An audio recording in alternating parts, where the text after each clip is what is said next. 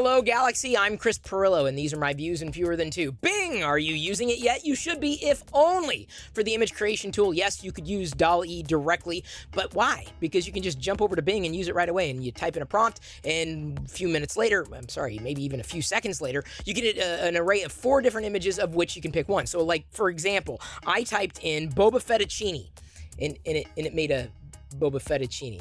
And then I typed in Idaho Jones, and then it made an Idaho Jones. It's a lot of fun.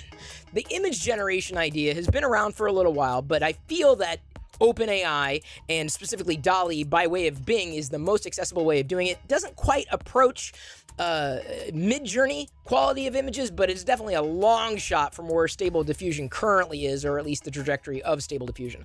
Beyond that, I haven't used Bing that much. I know that the chat bot, again, powered by OpenAI, specifically ChatGPT, is available for all. Like, it's for anybody and everybody. But the problem is, every time I try to use it on a Mac using Google Chrome, it tells me, switch to Edge. I'm not going to switch to Edge. I'll use Edge on Windows, but I'm not going to use Edge on Mac OS. Like, it makes no sense to me. So I would like to use ChatGPT by way of Bing, because there are certain features in there that I would use a little more than the regular ChatGPT interface.